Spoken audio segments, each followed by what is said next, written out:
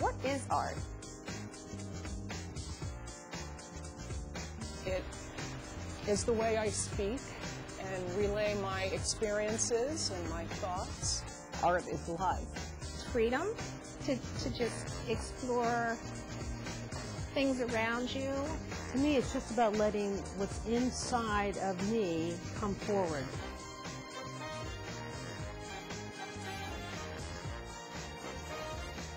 Art is VisArts. VisArts is a comprehensive art center. We reside under one roof, but we have a lot of things going on. Thank you. We have education programs, and we educate from 5 years on up. There's no end there. We have resident artist studios, so we have working professional artists within the building. A lot of classes, workshops in a lot of different disciplines, such as glass, photography, wood, ceramics, painting and drawing, and the digital arts. The programs that we provide here, and I think this is what is unique about us, they're not just art programs, they're youth development programs, they're skill building, they are leadership programs. Art is just another mode of learning. You know, not everybody is academically oriented, and the skills that you use in art are organizational skills. They tap your creativity. It's another way for a child to succeed. Children can learn so many things through the arts, so many of the critical learning skills. We provide after-school programs, art programs, for many schools in Montgomery County. Having been a Montgomery County art teacher for 35 years, I understand the needs of the program. So instead of just a visual arts center, we do a lot of things that encompass some of the other disciplines. You will find an inclusion in our camp programs of math, of science, of writing. So it's very important to keep the community involved and make sure that our programs meet the community's needs. Some of the more unique programs are our foray into the digital world. At VisArts in the digital department, we've got graphic design, web design, animation, including 3D animation, which is really hard to find. We take digital designs and screen print them onto t-shirts. We do music production, and we just, anything that's really fun and artistic and involves a computer or technology, we're on it. The cool thing is that in our daily lives, we're always watching videos, seeing animations, seeing print advertising, or all this stuff, and websites. And so we teach people, especially youth, to not just be consumers of digital media, not just to listen to a song or download a web page, but to be producers, to make their own game, to make their own website or song or animation. And the pride that comes with that and the benefits to professional life is just really amazing. A really unique program in the digital arts department is the youth design team. And the youth design team is formed from interns from all over Montgomery County, and high school students come here and they get intensive training in web design, video production, and screen printing t-shirts. And then each area of that team produces work for real clients in the area, small businesses, nonprofits, things like that. They produce a professional portfolio by the time that they're done here. And they've gone on to get hired and have learned all kinds of new skills that they would not learn anyplace else. Our photography program is also very unique. We're one of the largest in the Washington area. Photography here at VisArts is multifaceted. We've got a tremendous facility here. And with that, we have the ability to do a lot of different things. We have digital photography, we have traditional darkroom photography, we have a shooting studio, as well as tons and tons of classes workshops. This is a visual arts center. You know, our mission is to, you know, create and foster, you know, the visual arts. And our instructors are amazing. We have some of the best instructors on the East Coast and, you know, from across the country that come and visit. So with that, the students get to work with the best equipment in one of the best studios with the best teachers. Don't look at me. Look this way. When young students come here, they can go through our program and a lot of our classes and really come out on the other side prepared to do work, you know, in the real world. What I'm proud of here at VisArts to be part of this is that we have so many options. We have open studio hours where you don't have to be, you know, a student here. You can just come in, have some darkroom experience, and there's always a, you know, a professional monitor on duty who helps people, whether they're advanced or intermediate or, you know, beginners. And so that's one of the things I think is really cool about VisArts. The other thing that we have is that we have a shooting studio that can be rented for, you know, weddings, you know, wedding photography, portrait photography, and we have a lot of ways to reach the community and offer, you know, what VisArts has as a facility, because it's really, you know, an amazing facility. We have a gallery and exhibition program that has 3 galleries and a children's discovery gallery. The exhibitions kind of lend a backbone almost to the programming here. We bring in outside artists, we display the artwork. We're open to the general community for free almost every day. When you think of galleries, a lot of people tend to think of them as the temple on the hill. It's something that the common person doesn't always find interesting. We don't want to be the temple on the hill, we want to be the town square. It's more about the conversation that the art generates rather than the actual artwork itself. We look for artists that are relevant to contemporary art, to art history, and have a strong either conceptual or visual element to them. When you curate an exhibit, curating means when you're going to organize it and put it together, you start off with a concept. What is the initial idea that you want to explore? And then you go looking for artists and artwork that will help explain that concept or define it to the public. So when we put an exhibition together, there are elements that we consider that ideally we wouldn't want a visitor or public to be conscious of, but we need to manipulate those so that it helps focus the visitor's attention on the artwork. For example, you may not be aware that there have been studies done as to how long people spend in front of each work that's on display. The amount of time is 3 seconds. So what can a museum or a gallery do that's going to help them focus more attention on something that this artist has poured their whole soul and attention to? So grouping is one of the things we do. This artist has 3 pieces made out of the same material, created at the same time, using techniques that are very similar, so it makes sense to group them together. Choices could have been to angle this one diagonally and then this one diagonally, or stagger them as she chose to do in these 3 stages. But yet each piece also stands as an artwork on its own frame. Same concept applies to the photographs done here, whereas when the artist brought these in, before we knew how we were going to hang this exhibit, the 3 photographs were leaning up against the wall, and these 2 horizontal ones were on either side of the vertical piece. And we debated, should we take 2 horizontals and put them on top of each other with the vertical next to it? Should it be horizontal, vertical, horizontal? And then we looked at the content of what's going actually on in the photographs and realized that to emphasize the peak that you see in this piece, it made sense to put it above the other 2. There also is a general rule of thumb that 60 inches from the ground is average eye level, which happens to be about where my eye is. So we tend to hang things so that your average eye level is about the middle. Well, this breaks that general rule of thumb because there are 3 pieces here.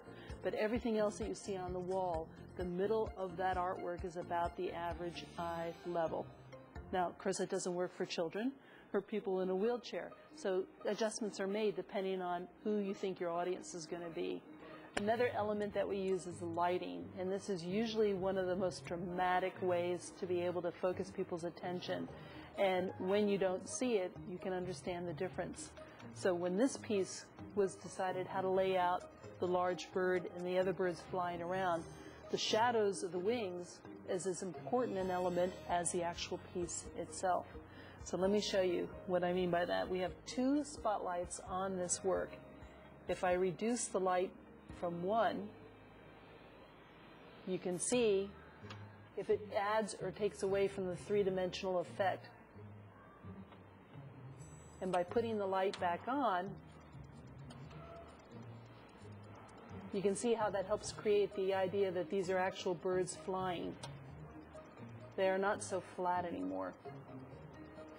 Even though when the public comes in to visit an exhibit, the title is usually the first thing they see, it may be the last thing that a curator or the artist think about in terms of the actual words they're going to use. Remember, I mentioned that we start with a concept and organize the exhibit around that concept. But it doesn't mean you're going to use the words that you have used for that concept. You have to now think, this is my bridge between the public who's coming in and my work. So by saying unique visions, it has kind of a multiple role. You're representing a number of different artists who all work in different media and different subject matters, and yet at the same time, they all have a vision. So even though it's unique to each of them, they each all share that creative process. The 2 most important things in the gallery are the artwork and also the people that come see it. And we definitely want to make sure that we're challenging and celebrating both of those 2 things. We don't do any solo exhibitions. We do all group exhibitions. And the exhibitions we bring in are especially designed to appeal to the community as well as the artists that we have here. Well, in VisArts, for example, we have the advantage of having this particular series of galleries opposite artists who actually work in their studio. So visitors can see the creative process, have a chance to talk to the artist about what is the thinking that's going on in their mind, what decisions are they making, what problems are they solving, in order for them to reach their message, their particular idea that they have invested in that one piece. I do a lot of things with found objects, as you will see, and I love to find something that someone has thrown away and is not going to use anymore and create it into a different way. And this was from a can, I don't even know where it was from, but I wrap them in silver, and I put a silver back on them, and I set them. I'll see something that's interesting, and then I'll try to figure out what to do with it in some way. It doesn't even have to be a piece of jewelry, but it could be something, some other way of using it. Beauty is in the eye of the beholder. I mean, to me, a tree is artistic when it's blowing in the wind. The importance of art is the creativeness. You create the things, you know, based upon what you have seen, your experience. And you have complete freedom to do it. You don't have to follow any pattern as long as you feel it's artistic. I did Chinese calligraphy. At that time, when I was a boy, it was required. You know, all the school kids supposed to practice. And later on, I'm not just stop at the level that's for practical purpose, but I like that calligraphy as a form of art. So gradually, I come to the painting field. This type of society, everybody, you know, rush here, rush there, so much tensions, you know. You turn to be a machine yourself, or to speak, or you become a screw of a machine. Yeah. So you every day you're screwed up. Now, you know, in art, well, you don't feel that way. Yeah, you find yourself. You find yourself. You are no longer a part or screw of any machine. I was a business person. I worked as a government contractor for a number of years and wasn't too terribly thrilled with that, and ended up taking classes a little bit as a lark. The last business job that I had, I disliked it so much, I whined to my husband and I said, "Please get me out of here." He said, "Honey, you do what you want to do." And I said, "Okay." So that's what I did. So I've been at this professionally for about 12 years now. Most of the work, most of my stained glass, the ideas come from the client. More often than not, they do have a picture in their mind of what they want. It's a rare client that comes in and says, "I have no idea what I want, but I know I want stained glass." And if that is the case, I have a lot of pictures and a lot of previous work that I can show them. I've done probably about 2,000 panels, so I've got a fairly decent body of work. Fused glass is a little different because I do speculation work for fused glass, meaning I make production pieces and I make sculptures, one-of-a-kind kind of pieces for either shows or sales in stores.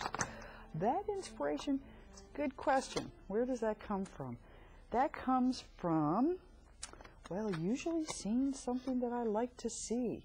I just think that there's just so many different things you can do with glass. There's stained glass, which is what my studio partner does, and that's the lead and cane that you see in church windows. And I do fused glass, which means you take, if you can see the glass over here, these sheets of glass, you cut it up, and you make your designs on it, and then it's fused together in a kiln.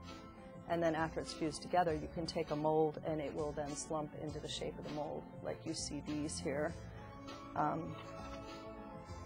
So that was once fused flat, and then it was put in a clay mold, and then it slumped into the shape of the mold.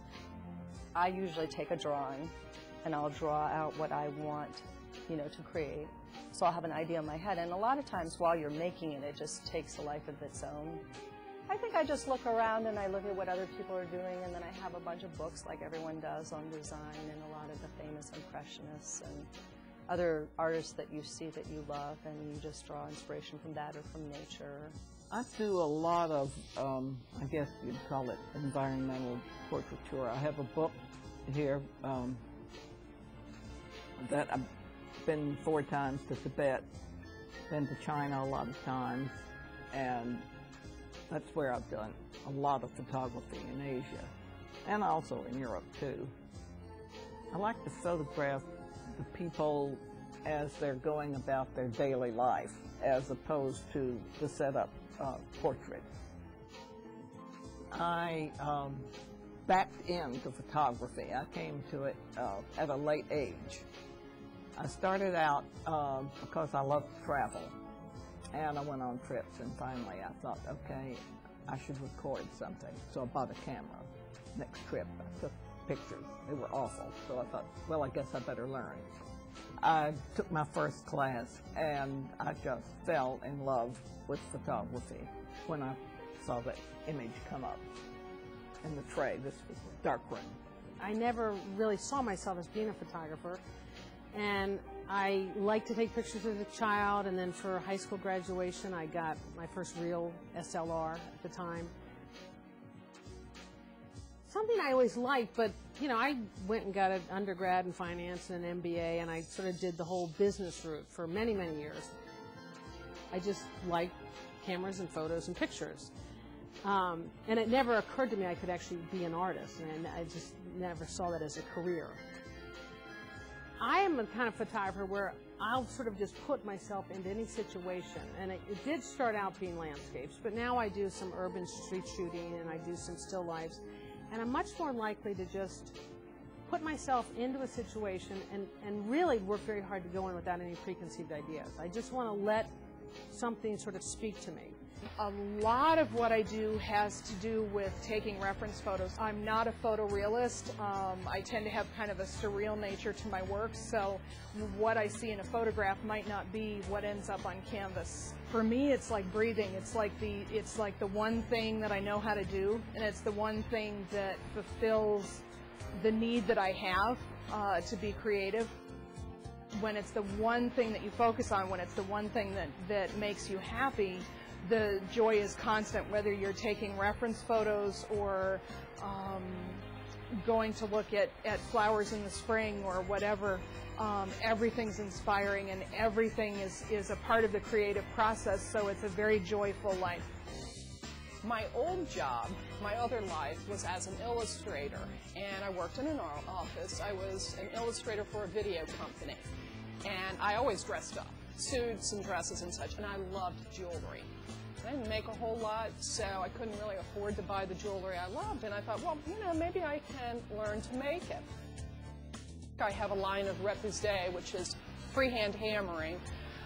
That is birds and animals and fish. I also have a line of jewelry that I've just begun. I've only completed 3 pieces, and that is called the Portrait Series. It is work with portraits of animals and birds and butterflies and such. And out of those 3 pieces, 2 of them were juried in a show at the Strathmore, the Creative Craft Council show. And one of them won the Washington Guild of Goldsmiths Award, which I am so proud of. I just screamed when they announced it, so I was really thrilled. The passion is within everybody here at VisArts. Everybody loves the arts, they love the people they work with, and they love the community that they work with. And it's a lot of hard work, but it's a lot of fun work too. And I think people go above and beyond their jobs here at VisArts because they just do love it so much. Art is life. Art is my life. And if you have an open mind and are willing to experiment and let go, art can be your life too.